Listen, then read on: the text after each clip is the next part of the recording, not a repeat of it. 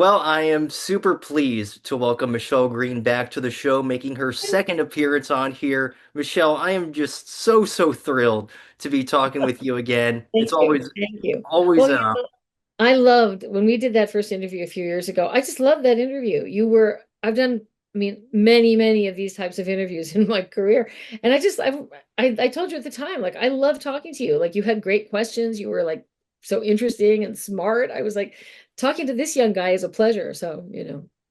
gosh. Well, thank you so much, Michelle, for the very kind words. I truly Well, do appreciate it. I'm sure a lot of other people you've interviewed feel the same way. I'm sure. Thanks. Seriously, thank you. I want to start off by just asking, obviously we're in the holiday season now. Thanksgiving just happened, Christmas is coming up. How are the holidays treating you? They're good. They're good. I'm behind on Christmas shopping for my son. So I've been quite busy because I have another book deadline. The My publisher in the UK added a fourth book to my book series with them. So I have a book deadline coming up in February. And I've been really busy. And I realized today, like I'm way behind on Christmas shopping for my son. So I have to like order a bunch of stuff tonight online. Other than that, it's good. The tree is up, the decorations are up. The outside lights are not up yet, but I can maybe do that tomorrow. Yeah, right on, right on. How was your Thanksgiving? Did you do anything fun It was specifically? good. No, my son had my son was born with a cleft lip and a cleft palate. Um and so he's had like 8 surgeries over the years and now he just turned 19. He had a right before his 19th birthday, he had a really big surgery where it's called I think it's called orthognathic surgery, where it's very common for cleft palate kids when they get to his age, and they go in and they break the jaw, and they go in through the mouth and break the upper jaw and pull it forward, and they band the mouth closed. Your jaw is closed for like a month or so. So he had just had his bands taken off, and it was a little hard for him to eat. So we had a traditional Thanksgiving dinner. I did not cook it because I didn't have time to cook it, but we picked it up from a place that did cook it. And but it was a little hard because he couldn't really eat that well. But it was okay. I mean, they made a really good turkey, better than I've ever made, so I was very happy with that. So Any special plans for Christmas coming up? there's a few little things I like to do.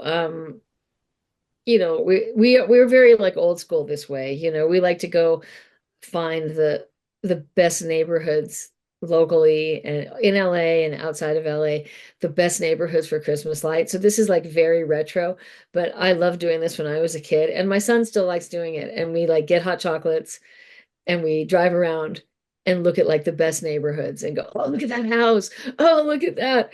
And there are a few Christmas things. We're going to go to a couple of Christmas concerts. My son's a musician, so we're going to go check out a couple of Christmas concerts. We have some like holiday dinners with friends.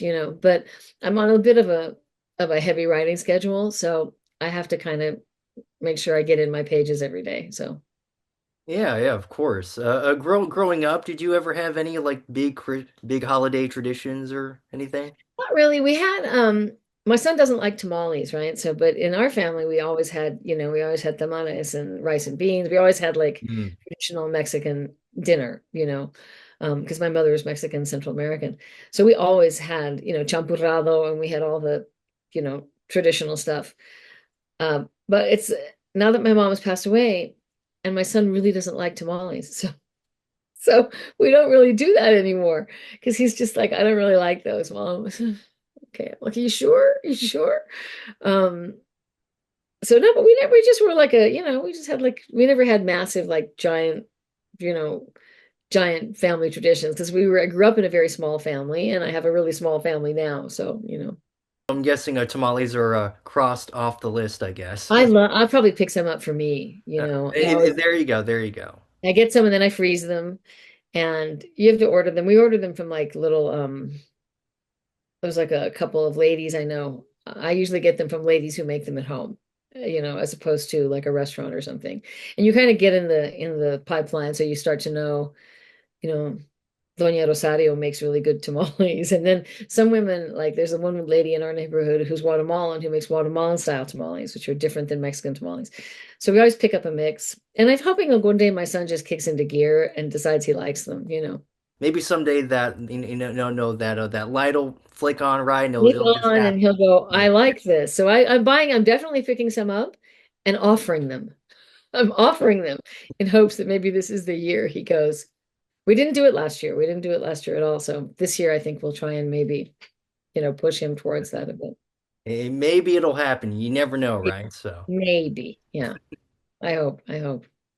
Your new book, Hollywood Hitman, just released, and it's the first in the Cassidy Clark series. So what's just for for anyone watching or listening, what's the book about, and how did you come up with the story? Um, I got really into, I had written my first books as young adult books a number of years ago, like 15 years ago. And I really wanted to move to this genre of adult like thriller, suspense thriller, because I like that genre. It's fast moving, it's got a lot of twists and turns. And I had a different book series that I sold to a publisher in the UK and at Storm Publishing. And that book is it's called like the Emily Ray series, and that character's name is an FBI agent named Emily Ray. Um, but I had this other idea and for this LA based story. And I just wanted to write, it's kind of a dark, crime thriller. It's it's kind of there's, characters in it who are horrible and violent and it's it's I sent it to my book agent, just a proposal, and she was like, "This is so dark, Michelle." And I said, "I know, but I just kind of think it's about police corruption and it's about a serial killer and police corruption and a young new police officer who's Cassidy Clark, and her father is like a really sort of wildly successful but somewhat problematic homicide detective, and he's being forced out of the department as she's coming in, and they have a good relationship, but a complicated relationship. And she really wants to be part of like the new face of the LAPD that's trying to sort of, get the LAPD is so plagued by all kinds of problems, right? There's all kinds of like bad cops and whatnot. And I wanted to do a book that really wasn't about, like glazing the police, but was about exploring what the dark side of when you have bad cops, what happens when you have some bad cops. And then a young idealistic woman who kind of thinks she's going to be able to make all these changes, but kind of butts up against a lot of stuff that is sort of intractable and she has to overcome. And I just sort of had this idea for this character and this scenario, and I set it in the neighborhood I've lived in for years in East Hollywood. And my agent said, I'm going to send it off to, Jessica Tribble at Thomas and Mercer, and they bought it. They bought it. And they bought it as a series. So it's really exciting. And it's a good book. I really like it. I'm very proud of it. I remember in our previous conversation, I remember us like talking about the writing process and stuff. Sort of going off that, I guess I want to kind of dive more into like to these characters that you've created, characters like Emily and Cassidy. Like, what's the process like for you when you're coming up specifically with like the characters in your stories? I usually come up with there's usually some trigger for me, right? Like with the Emily Ray character, she's a woman who's like a very tightly wound, like type A, high achieving woman who suffers from complex PTSD because she was kidnapped as a child and she was held by like a crazy man for 8 years. And then she escapes as a teenager. And she's kind of like made this decision that she's not going to let that ruin her life. And she's going to become this like really, she's going to become as normal as possible. And she's going to be normal. And in doing that, she sort of created this really tightly wound sense of self that's much more fragile than she thinks, you know? She sort of thinks she's constructed this life that's like a brick wall, and it's really easily shaken. And she doesn't quite know that. And she goes into this case that shakes the entire foundation, of her identity.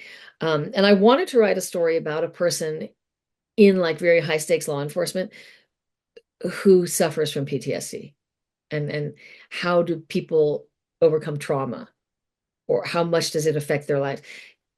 It affects their lives in ways they don't imagine, or it really breaks some people, and some people go in the other direction and they become like she is, but they still have this like broken piece inside of them, and how do you build a life with that at the center of who you are.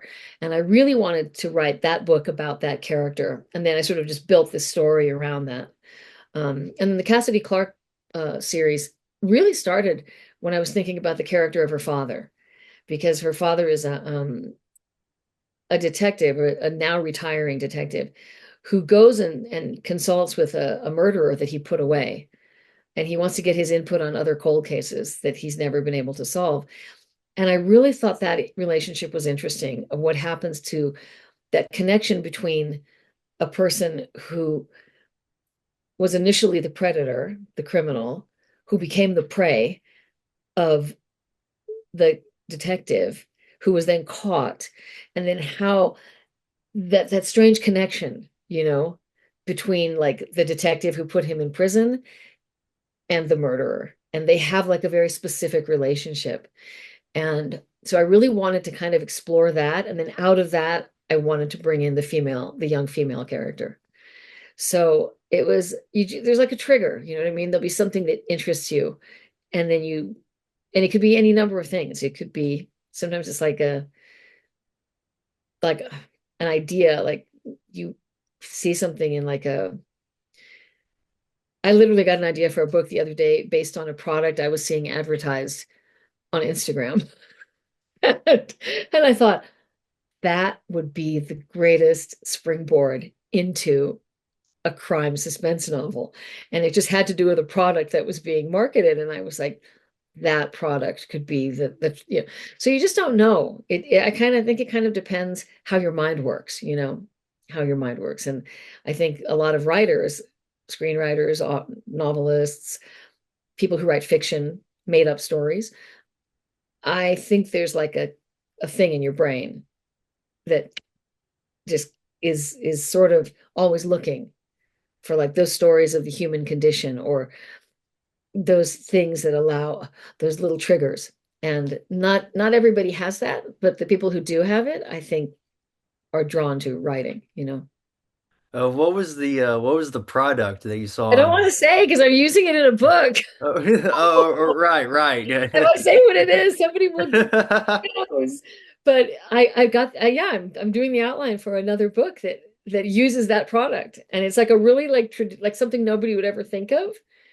But it was, I was just driving. I get a lot of my ideas when I'm driving. I don't know why that Hmm. is. I'm in traffic on the freeway, and I've always heard there's a great songwriter in Harlan Howard, who's like a country western songwriter. He's dead now, and he wrote some of like the greatest classic country hits.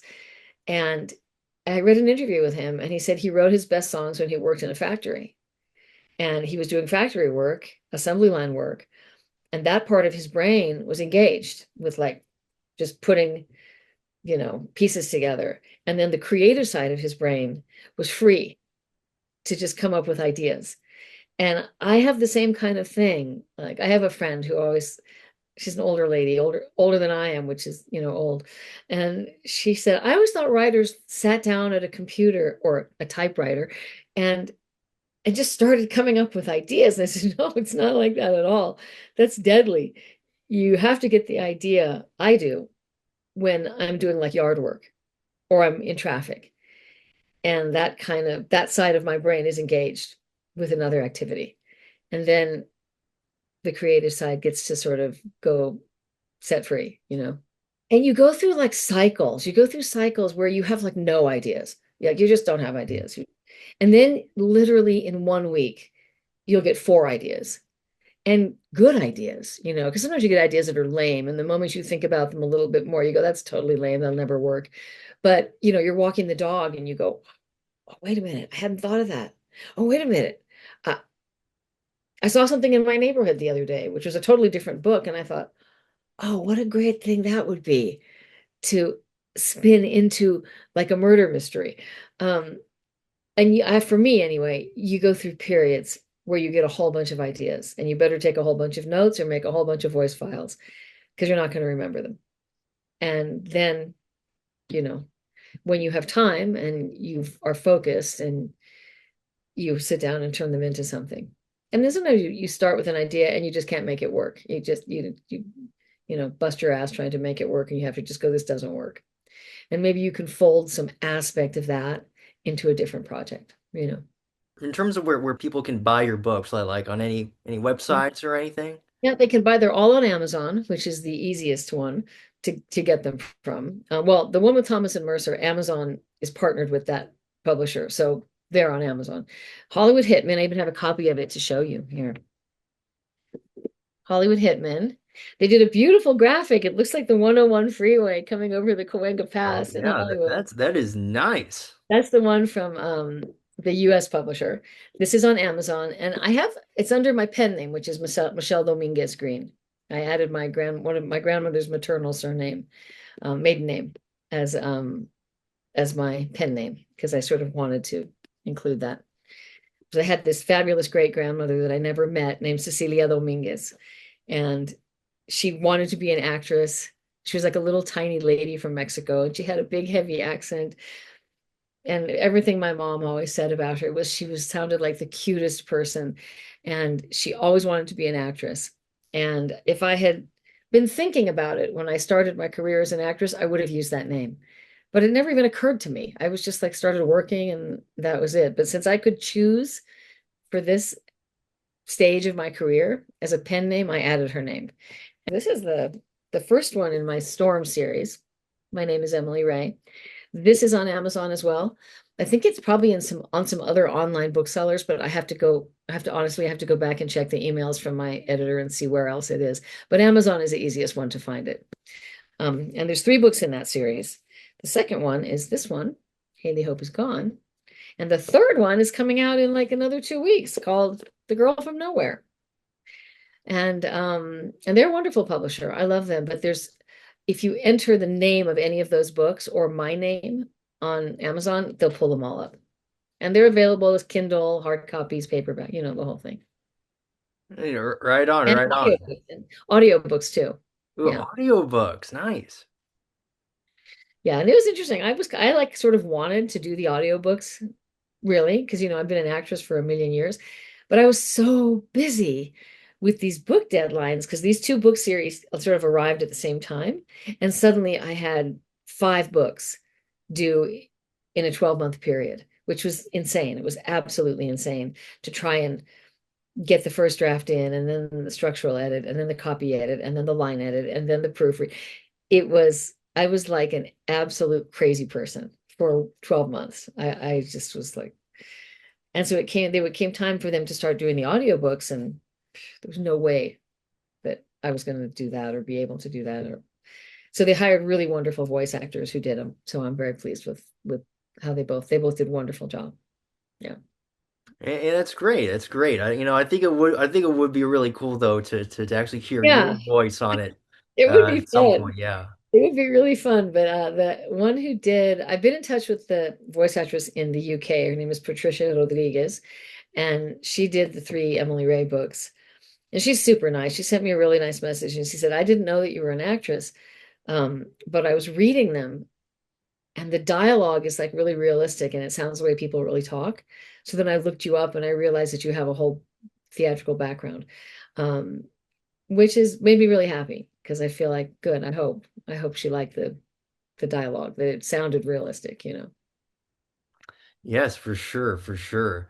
Now you've also been doing some staged readings as Yeah. well lately. Yeah.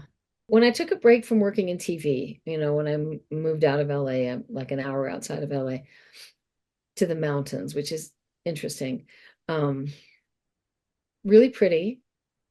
I'm not someone who's meant to live in a small town. Clearly, I'm meant to live in a big city. But um,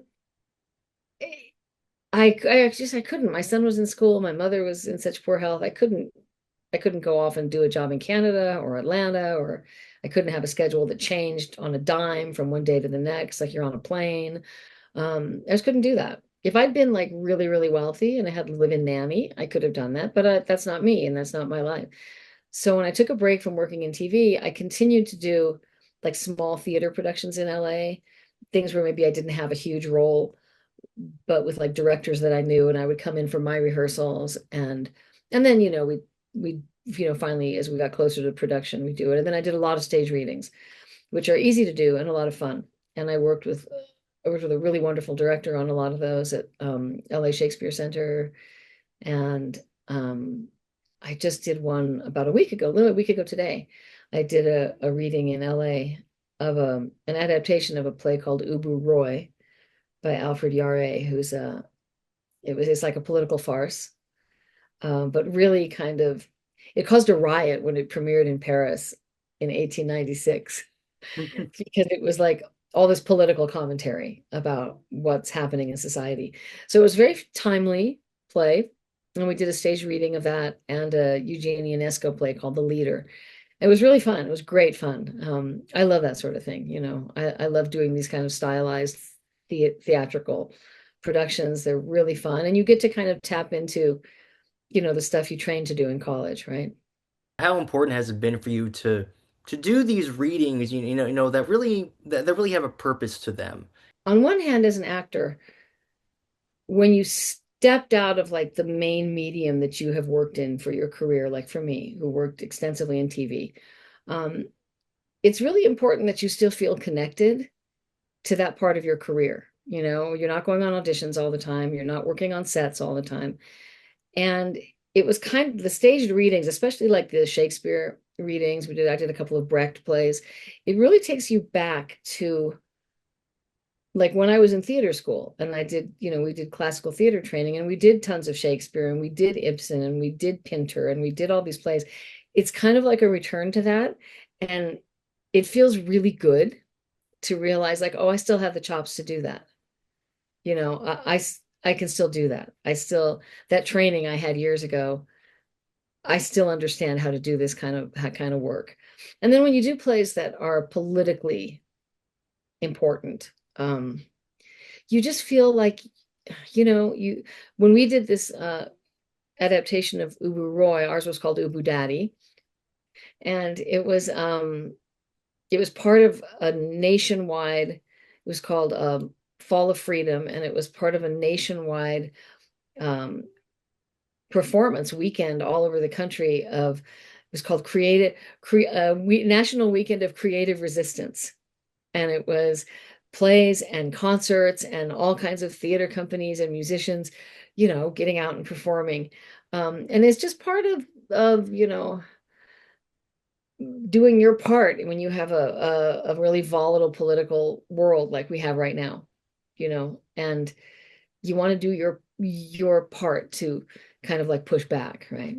To do these things, you're getting out there, you're able to socialize with Oh yeah, people and it's collaborate. I think that is so important in this during this time as well. yeah, it is. You have to be able to connect with people, and then you feel hopeful and you feel like we're putting energy into something good. We're it's really important. And you realize the importance of these types of performance art, whether it's theater or movies or music. It's it's important. There's a reason it exists. It's not just entertainment. You know what I mean?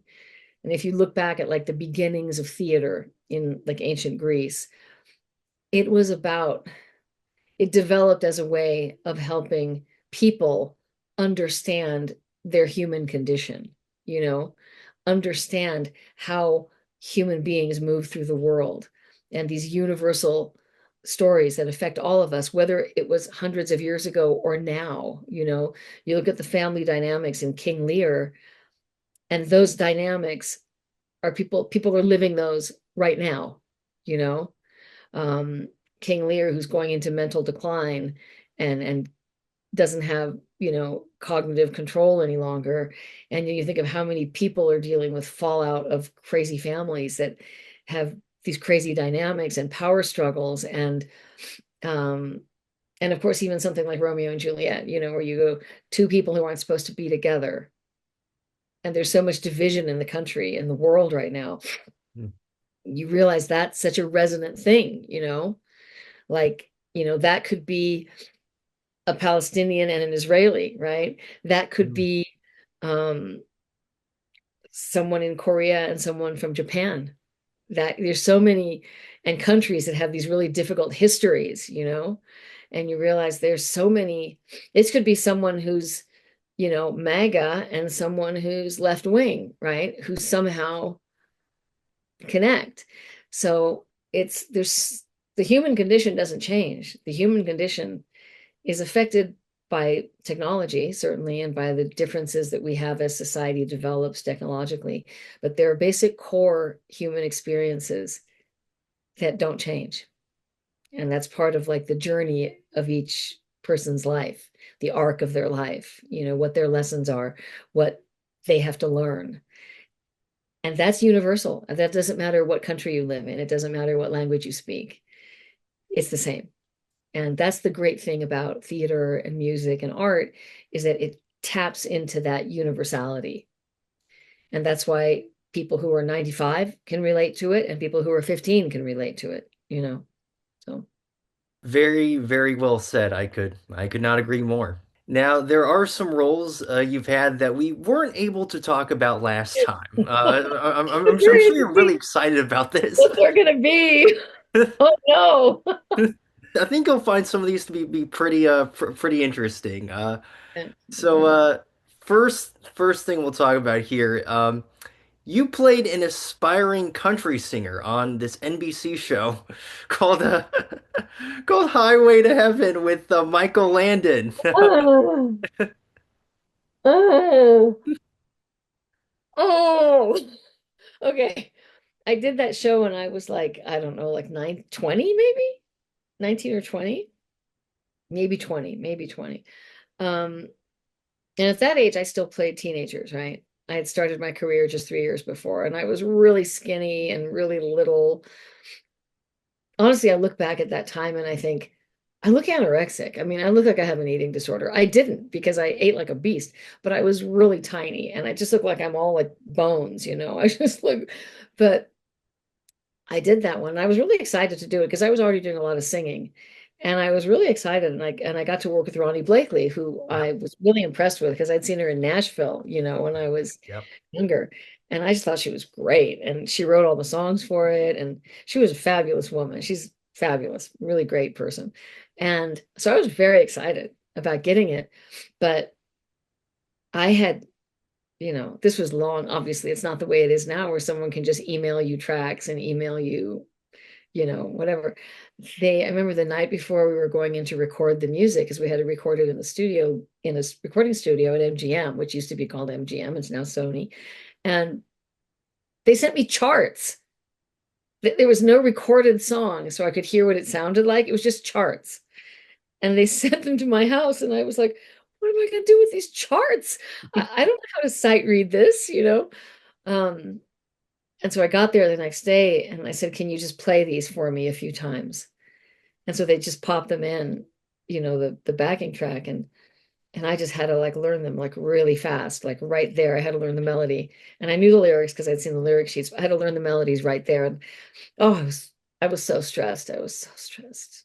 I was unbelievably stressed. Um, but we had fun. I had a really good time doing it. But yeah, I wear like a big cowboy hat Yep. and I'm in some club. Oh, Yes, yes. so embarrassing. It's my son, this was like maybe 2 years ago. We were on some streamer channel, and it was like Pluto. My son loves Pluto TV. I always say to him, Yeah, yep. I'm like, you're like an old boomer. Why do you like these shows? And he found it. And he said, oh, what's this one? And I said, oh, I did an episode of that show. And he said, oh, really? And he just chose an episode. We didn't know which one it was, but he chose that episode. So I'm in the kitchen making dinner, and I suddenly hear this like dialogue that sounds vaguely familiar. And I go look. It's so embarrassing. He didn't even know that was me. I said, you see that girl, that skinny girl with the pigtails? I said, that's me. And he was like, no. And so now he pulls up the sound recordings from that every now and then and just plays them in the house. And he always says, when you die, I'm going to play this at your funeral. Oh my And gosh. I said, then I'm going to haunt you. Oh. Then I'm going over to the other side. I'm going to move shit around your house and scare you if you do that. I'll be a poltergeist in your home if you do that. But yeah, he loves to tell me, I'm going to be playing those Sarah Higgins songs, Mom, when you die. I'm like, So yeah, Oh my God. that's a source of contention in our home. Yeah. Oh yeah, yeah. I bet. Oh my gosh, that is hilarious.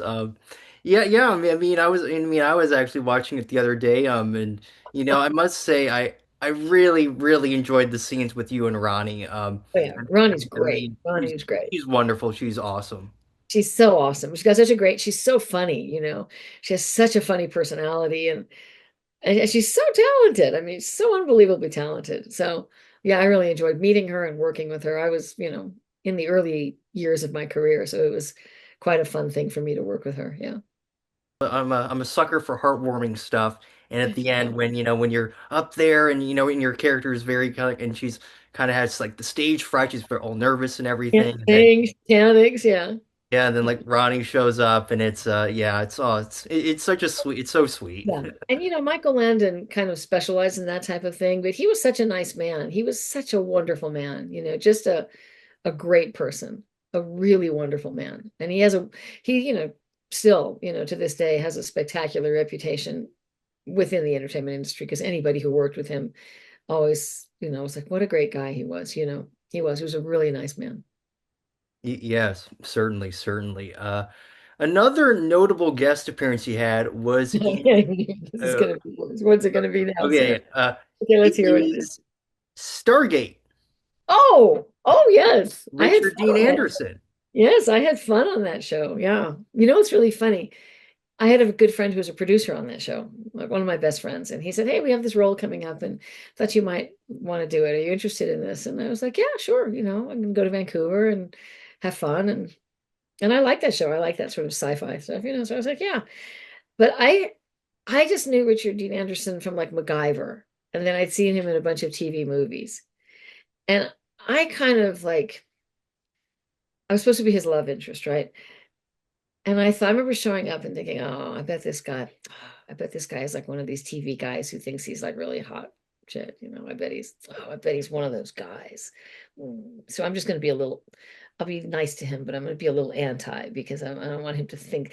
And he turned out to be like the nicest, most charming man, like just absolutely a really lovely guy and really disarming and really funny and really smart. And so I just was like, oh, well, I'm going to give that up. I'm not going to have a little attitude. He was, he was really sweet, nice guy. There's a scene where he and I have like this big kiss, and we're out in this area called like the Endowment Lands or something in Vancouver, and it just looks like these fields of green, right? And it was super humid. I remember it was so humid that day, and we had to do this big kiss, and he said to me, they're going to be in a pretty tight close up, so I'm probably going to do like a real kiss instead of like a stagey kiss. And I said, oh, okay, well, thank you for letting me know, because every actress has been in situations where nobody says that, and suddenly you're like, whoa, what are you doing? So I was like, okay, thank you for letting me know. So then Richard Dean Anderson planted this smooch on me, and I thought, I'm going to keel over. I was like, whoo, that was a swoon. I was like, oh my gosh. So the scene has this very real kind of energy to it. Because I was like, oh, I can see why this guy's a heartthrob. Yeah, yeah. It was fun. He's a nice man. Yeah. Now, something of course, we got into we talked a lot about LA Law last time and stuff. But there's a specific moment in the show that we didn't talk about because and bringing it up because this upcoming February, so February of 2026, it's actually going to mark 35 years. 35 years, if you can believe it. 35 years since you and Amanda Donahoe Oh, had yeah. that Yeah. very famous kiss that happened. Yeah. Now, Yeah. it was, you've said before in interviews that there was ratings ploy done Yeah. for attention. And the sad thing is that the storyline with that never materialized. It's, real shame. But the response around the world Was when this big. happened, Was it big. was massive. So, I mean, Yeah. just It how was did it it feel? it was the first time that you'd ever seen anything like that, right? Whether I think there might have been a kiss between male characters, but I don't even know if there had been that. But the idea that it was two women, it was literally, it was a ratings ploy. I will admit that it was. They never had any intention of exploring that as a storyline. But the response from people around the world was enormous, especially from gay women in the lesbian community. They just felt like we're suddenly seeing some representation of us, you know. And so for gay women, it was a monumental moment, and it was interesting. I suddenly.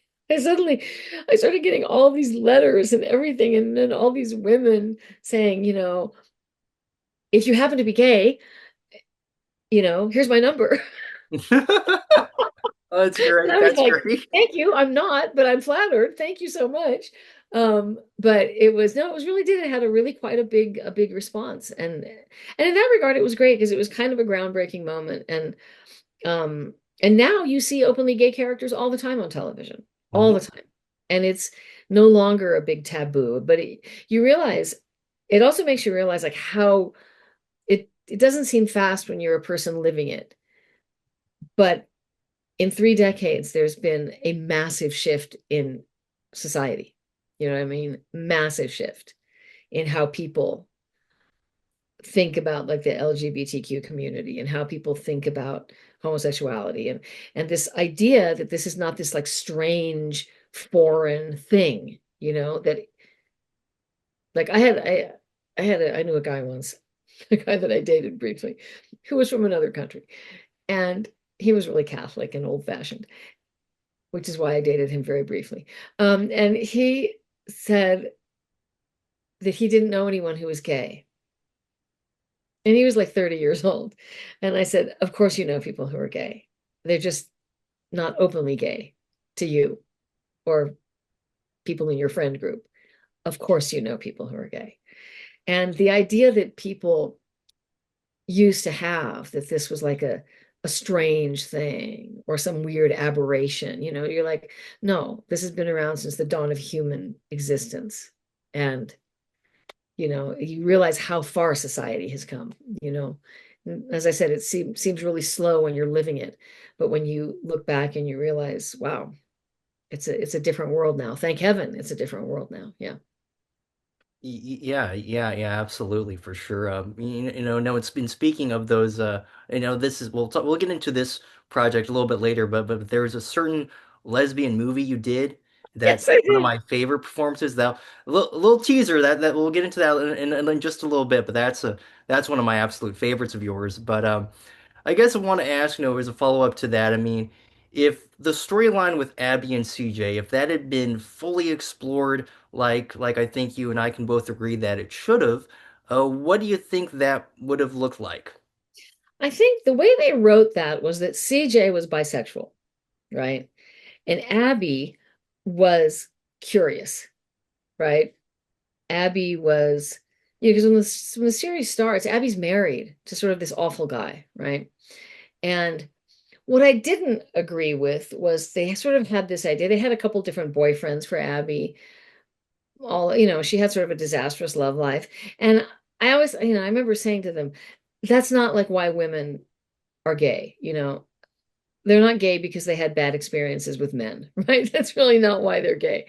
Um, but for Abby, they sort of like couched it that way, which I thought was weird, like a weird representation that like being gay was like a reaction to unhappy outcomes in your love life, right? Um, because I really don't think people just choose to be gay. I really don't believe that, at all. But I did think that the way I would have played it if we had gone through with it was that Abby was really kind of curious, and that maybe her sexuality was a little more fluid than she thought it was, because I was 23 when I started that show, and the character was maybe supposed to be like 26. She was a very young woman. So, I felt like you could have developed that organically as a very young woman who maybe came from a certain kind of background where she never even considered, you know, that wasn't even something to consider. And maybe she was then curious and realized that there was more fluidity in that than she thought. So that would have been, really fun to explore, but they weren't going to do it. The network wasn't going to let them. So, you know, Mm, because what happens with any group that's underrepresented, um, when they're initially being represented in like mainstream media, they're really narrow um, parameters, right? Um, so Asians have to be really smart brainiacs, right? Because of that stereotype, mhm. right? Latinos and Black people are going to be gang members and drug dealers because of that stereotype. And for gay men, from the long, you know, if you're going to be a lesbian, then you have to be like some really masculine woman who rides a Harley, right? I mean, there were like things like that. And for gay men, you had to be like a swishy queen and all camp, you know, all like, and yes, you as the whole that whole issue and exploration of those communities becomes more sophisticated, people begin to be allowed to be three-dimensional, you know. You begin to see characters that have multi dimensions the way human beings do. And then gay characters are not just sort of like circus characters, you know what I mean? They're not like always ready with a bitchy quip, you know, or something like that. Um, and you get to and that, and we're sort of moving towards that. There's still, I think Latinos and Asians especially are still they're sort of stuck in certain boxes, you know, Mm. where and I always say it's partially because the entertainment industry is so homogenous. The upper echelons of the entertainment industry are extremely homogenous, you know, and a lot of those people, they don't know Asians, right?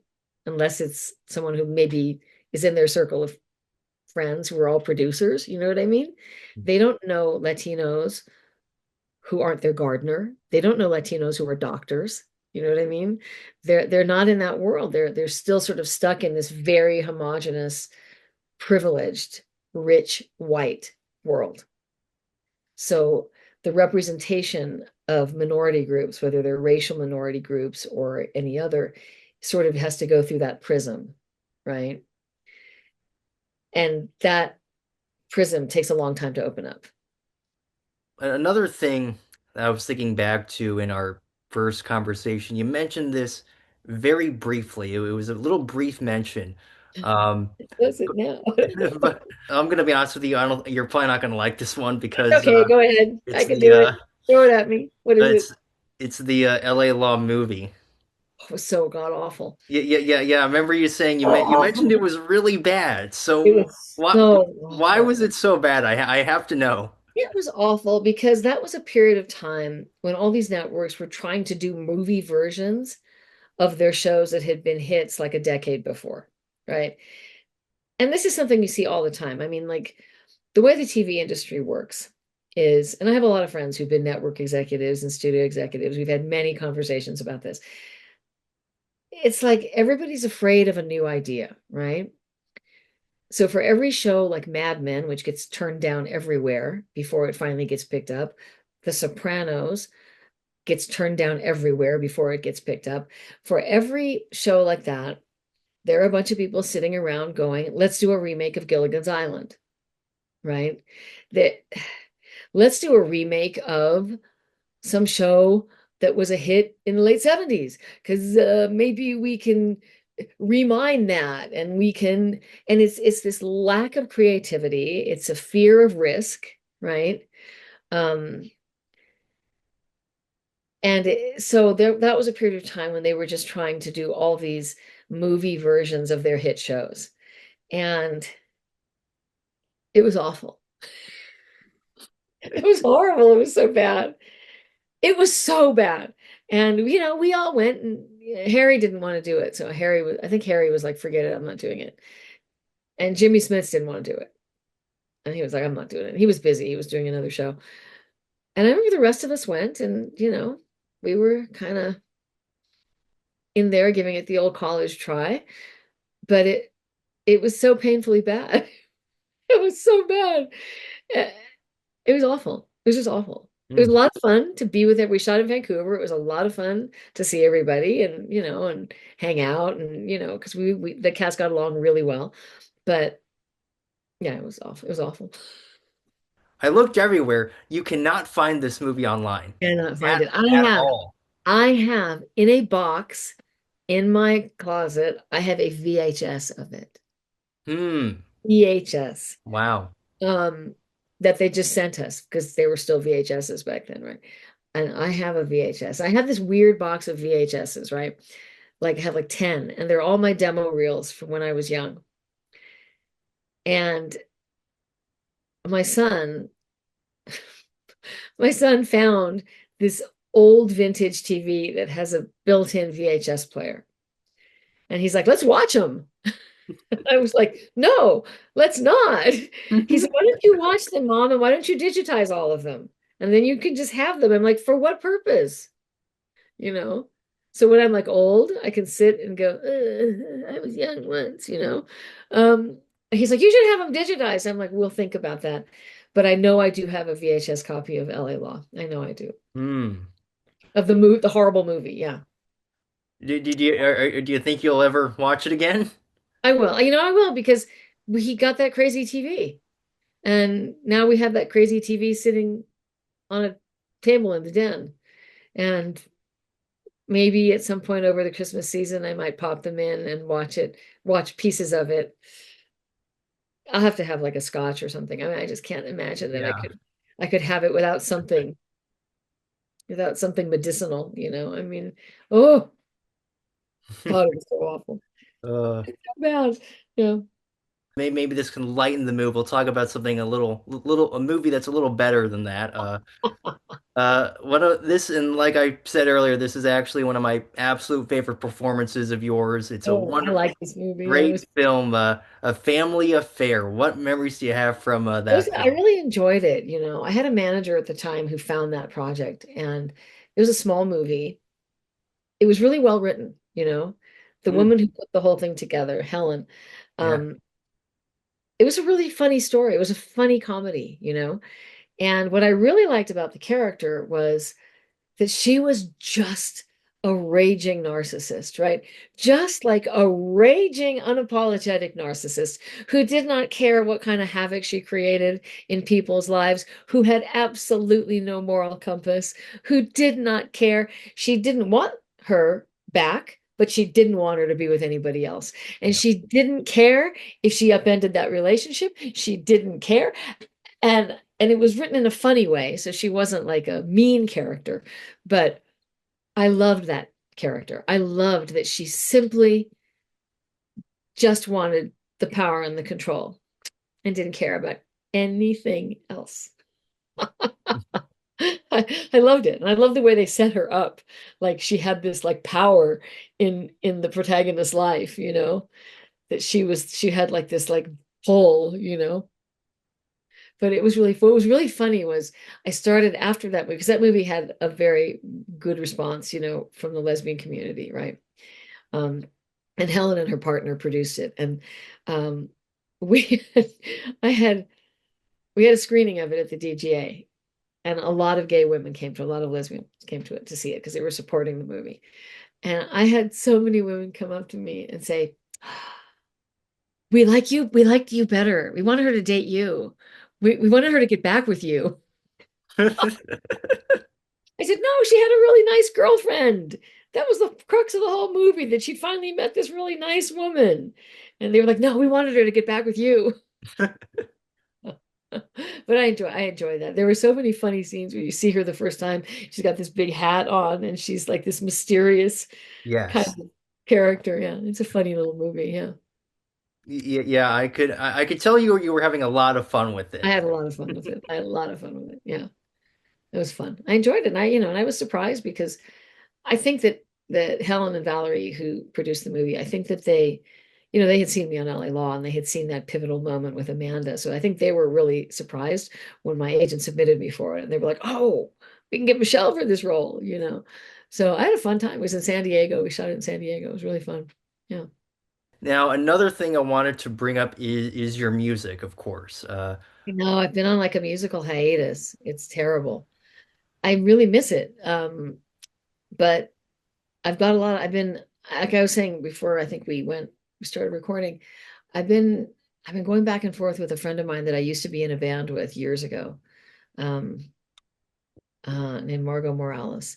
And she's great. She's a bass player and an engineer, and she's really talented. And we wrote a lot of really good songs together years ago. And we just sort of, she just reached out to me on Facebook and she was like, I've been thinking we should start writing again. And I'd been thinking the same thing. So we've gone back and forth about that. I have like these, you know, notebooks of lyrics and my poor little phone that has, tons of melody bits and snippets. Um, I have a particular project I'd like to do with her. So we'll see. She was really great and she always kind of understood. I'm happy with my two CDs that I did. Less happy with the second one. Um, I didn't like the mix on the second one, and wasn't wild about the mix, but um, and I worked with great musicians, but Margot was really the person who got that sound that I wanted, which was this kind of fusion of Americana music and Mexican music. And that's a very specific thing that I really wanted to put together. And I didn't quite get where I wanted, you know what I mean? On my CDs, I didn't. And I think part of it was probably because my producer was wonderful, but he was not someone who was interested in or well versed in Mexican music. He was like a Latin jazz kind of guy. And Andean music. He did a lot of Andean music because he's Peruvian. But Margot and I have a similar background, and we had really similar musical interests and tastes. So I'm hoping that we'll get together and start to put a project together. I hope in 2026 we can do that. Yeah, I would love that. I think that would be awesome. Because I was listening to a couple of your songs that are out there online, and I love them. I mean, you have a wonderful voice, I must say. Thank Uh, you. you mentioned the two albums that you've put out. I saw that at least as of now, I wasn't able to find them on like Spotify or streaming. Do you think that'll ever I have to put change? them on. I have to do it. I haven't put them on. It's my fault. I'm going to put them on. Thank you. I'm going to write that down right now. Put CDs on Spotify. I've been so busy with all this other stuff. But I should put them on. There's some good songs. I wrote some songs I really like. There's some songs I like quite a bit that every now and then I'll find one floating around in my car, like a CD, mind you, a CD, and I'll pop it into the CD player in my car. And I'm like, oh, that's a good song. That was a good song. So yeah, I think I will. Thank you for telling me. I'm going to do that. Yeah, of course. I mean, because the stuff that I was able to find, I really enjoyed it. So yeah, I would love to. I would I had love to really hear good, those I albums. had very good musicians and um no, no, I mean, there's a lot of things I do like about them. I just sort of, I feel like for this next project that I hope that Margot and I can do, I think I'm hoping it's going to be a little more right over home plate, for what I've always like heard and envisioned, right? Mm. So we'll see. But it's hard when I sing. I mean, I do a lot of sing. I sing all the time. I do singing warm-ups every day because you just want to keep your vocal cords but more and more lately in the last maybe 2 or 3 months, I was like, I really have to get back into writing some new music. So we'll see. I hope it works. Oh, what memories stick out to you from creating those albums? Um, I really I enjoyed certain aspects of the writing process a lot. I enjoyed when you kind of find because as I said, I'm not like a good musician. I play guitar very badly. Um, but I can play enough to come up with the melody line that I want. But it's great when you're working with a great producer, a great co-writer, and you put together all the right chords, and you're like that sounds because there's a lot of different chords you could use. There's a lot of different ways you could go, and you find the ones that have exactly the right feel. I love that. Um, and I enjoyed recording a lot. I love recording process. I love being in studio. I love doing vocals. I love hearing how it sounds. I love listening to going in and hearing the tracks that the musicians have recorded. You say, oh, so and so recorded their, bass line today or the violin line. And it's so exciting, to that process of being there. And hearing everybody play and oh, it's great. I love it. And it's such a collaboration because no matter what's written on the chart, no matter what, a really good musician gets in there and like makes it their own. You know what I mean? They put their own feel to it and their own artistic interpretation to it. And that's a great, really exciting thing to be present for, you know. Yeah. What would you say are some of your biggest inspirations when it comes to music? I love I grew up listening to a lot of Mexican music and a lot of ranchera music and a lot of boleros, right? My mother had been a singer prior to getting married in a trio with her two sisters, which was sort of modeled on, there were a lot of famous trios. That was a kind of really popular configuration. And of course, the really great trios are like Trio Los Panchos, Los Haces. Um, there are some really great trios, and that style of music of like Los Panchos is the greatest thing I've ever heard. Like when you hear those albums by Los Panchos and you hear those incredible harmonies and those incredible vocals.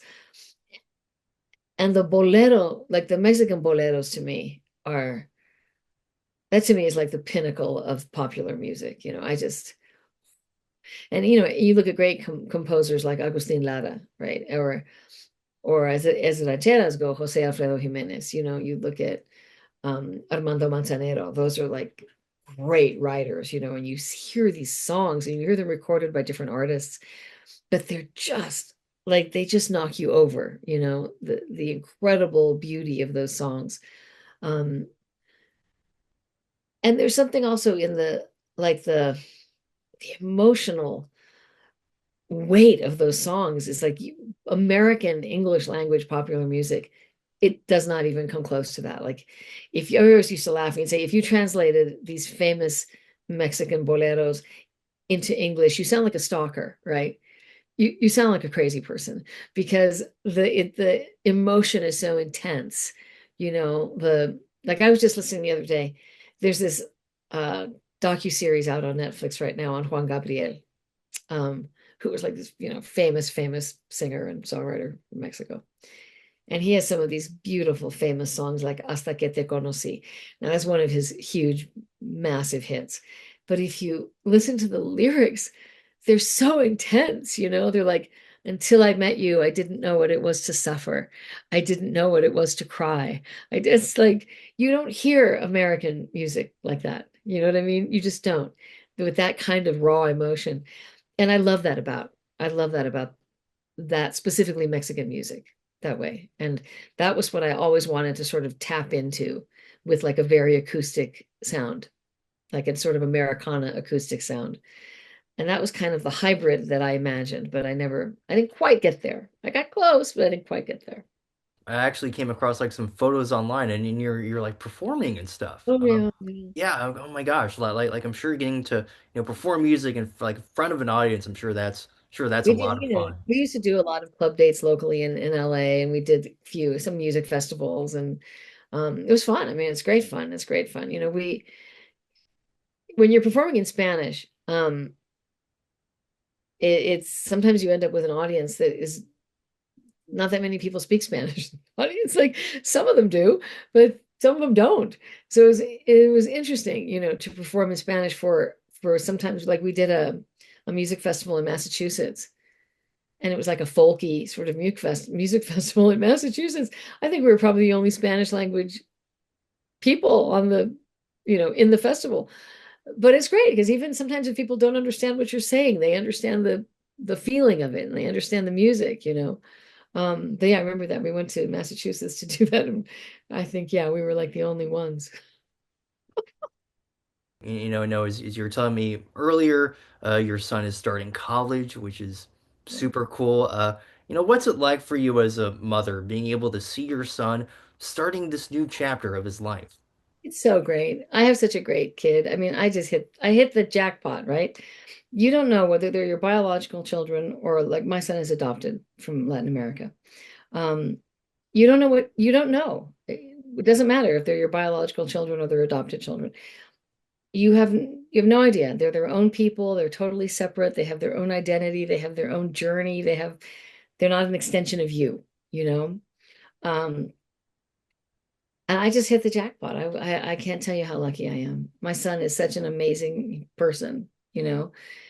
He wants to be a teacher. He wants to be a high school teacher. Um, then he's also interested in, he said, I might want to be the principal and I might want to be the superintendent. I said, okay. But he really, he's really excited about sort of starting that journey. And I'm thrilled that he doesn't want to be in the entertainment industry, thank heaven. Um, I'm thrilled that he doesn't want to be an actor. Oh, I would, I think I would like lay down with an ice pack on my head if he said he wanted to be an actor. So I'm happy that he has his own path, because what happens a lot if you have parents in the entertainment industry, that can be such a big overarching world that comes with all this stuff that it's sort of shocking to me the number of people like actors whose kids want to be actors. I'm like, do they all really want to be actors or do they want to be actors because you have a big career and they kind of want to do what you do, you know? Um, so I'm happy that he has totally his own path and wants to do what he wants. He's got a really different temperament from me, you know, um, which is great. I love it. He's very calm. He's very chill. He's very like, he's got this sort of like quietness about him that, but he's extremely confident, because even when he was in elementary school and he had a speech impediment and he had some asymmetrical aspects to his face because of a cleft palate and the various surgeries that he had, he was never bullied. He was never picked on. He just was always like this extremely confident kid who got along with everybody. Everybody loved him. And he, never I worried a lot about that, when he was little. I worried. And he had a sort of odd speech impediment and whatnot. Um, but he just was always, every now and then there might be a kid who would try to sort of start something with him, and he would just sort of look at them and ignore them, and it would go away. And he was very, very, he's a wonderful kid. He's just wonderful. But he's also kind of what you say in Spanish, his name is Jose. Jose no se deja. Like Jose never lets himself be pushed around ever, ever, ever, ever. So I like that he's got this like quiet calmness, but he's not by any stretch of the imagination a pushover at all. He's like, from the time he was very little, we used to notice that about him. We're like, oh, look at him. He's not letting anybody put one over on him, So he's a great kid. And I'm thrilled. I'm thrilled to see him starting like his young grown up life. I can't kind of believe it. I look at him sometimes and I'm like, he's all grown, he's all like big now. How do you grow up so fast? Yeah. It's a little bittersweet. It's a little bittersweet. I told this to you in our previous conversation, but I will say it again. I think from everything I've heard, I think you've done a wonderful job as a mother. You've done Oh well, been he's a great parent. I was very lucky to have a child that just came with great raw material. I don't take a lot of credit for it myself. I feel like what's good, I think, is that he's grown up in a home that is really open. It's okay to talk about anything. There are no taboos. There's no we don't have like a lot of like, I'm not like a really religious person. We don't have like a lot of religious constraints where you feel like, oh, I have to conform to all these things. We and because of my life, I guess, being in the arts, I have like a really wide diversity of friends. So from the time he was very little, he's met people from all walks of life. He's met all kinds of people. He's met people who have a lot of money. He's met people who don't. He's met people who are have like very sort of mainstream lives. He's met people who have really sort of alternative bohemian lives. And he's extremely open-minded, extremely open-minded. And I'm happy about that. I'm happy that he didn't have a lot of weird like social constraints, on his upbringing. We'll see. He may turn out to like hate me. I don't know, but I don't think so. I don't think so. He does like to say to me all the time, though. He loves to say, he acts like I'm like 85. He always says to me, whenever I leave the house, he says, don't fall. Like I have a history of falling down. I said, I've never fallen in my life. What are you talking about? He says, don't fall. I'm like, thank you. Thank you. Thank you. He likes to, if I, he, because he knows I'm not terribly nervous about aging, right? And I'm an older parent, I'm older than a lot of other parents because I didn't become a mom until I was in my mid 40s. And so he loves to make jokes about me being old. But the only reason he does it is because he knows I don't really care. I don't really feel that way. I suppose if I did feel really sensitive about it, maybe he wouldn't make jokes. But he loves to say, he'll say, when you're gone, should I install like one of those handles in the bathroom, in the tub, in the shower? I'm like, I do not need a handle in the shower. I'm like, I go to the gym 5 days a week, you. I'm in better shape than you are. He's like, should I install a bench? Like, oh hell no, no, thank you. Yeah. Your son seems to have definitely has a sense of humor for He's a sure. really funny kid. He has a really funny sense of humor. Yeah, he's very, very funny. I just think I think he's a spectacular person. He's like my favorite person in the world. You know, I don't want to, I feel like there's something maladjusted about parents who say their kids are their best friend because that's sort of weird. You know what I mean? Like you want to go, there are things, even if it's your, even if they're grown up now, there are things you shouldn't talk about with your kids, right? So some parts of your life you shouldn't talk about with your kids. So I always find that like a little strange. But I think he's a spectacular person. He's like my favorite person in the world. In the world. I just adore him. I think he's great. Now, the last question I have for you here, it's very very general, but just what do you think the future has in store for you? Oh, it's exciting. I really want, I would like to continue and expand my writing career as a novelist. I would love to have like a whole bunch of, like right now I have, I think, 7 books out. I would love to have like just a whole bunch of books, you know. And I have ideas for other kinds of books. I have ideas for picture books. I have ideas for, well, now we call them new adult instead of young adult. I want to return in sort of, I want to go back to my acting career in television and film. I don't, and now that I'm older, I would not be in a situation where I have to go work like really long hours. I would have, inevitably at my age, you're not going to have like the starring role in anything. You're going to be the supporting character. You're going to be the mother of the leading lady. You're going to show up every now and then. You'll be the mother of the leading man.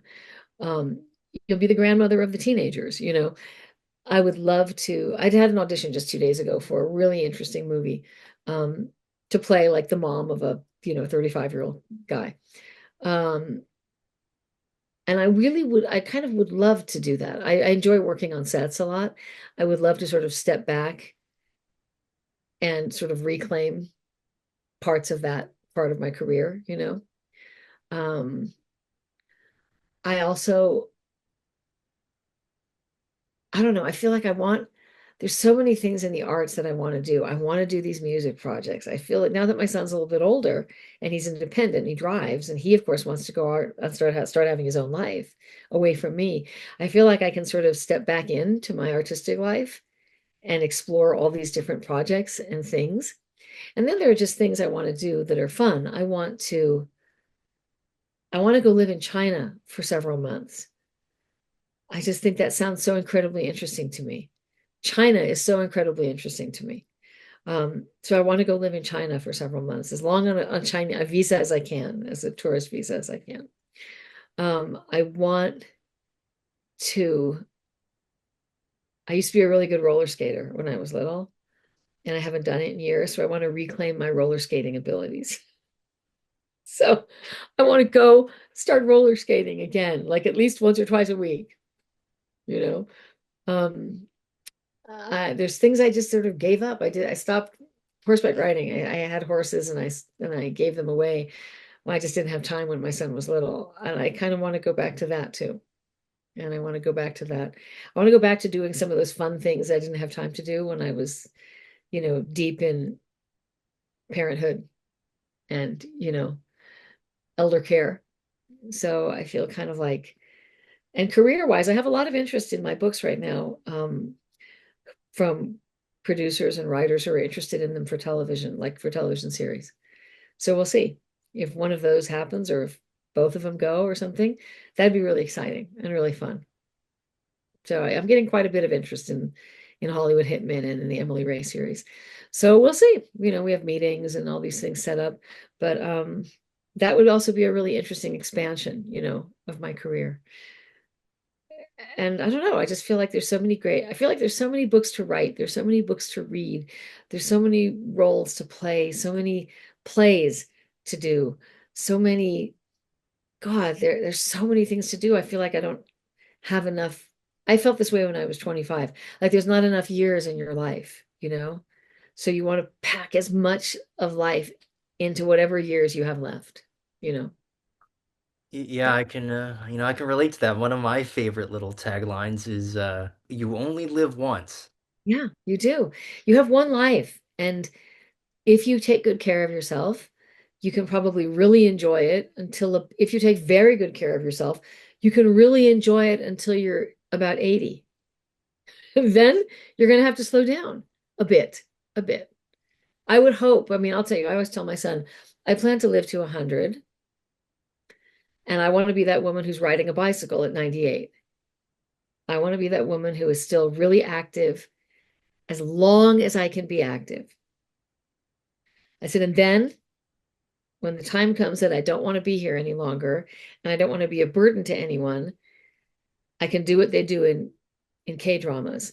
I can light one of those charcoal briquettes and take myself out with carbon monoxide poisoning. So it sounds insane, but I always think I'd much rather do that. I'd much rather do that. I don't want to go into an assisted living home. I don't want to go into a nursing home at all. I'd rather go to like Sweden where you can like do the paperwork and say, okay, I'm going out on my own terms, or Germany, you know.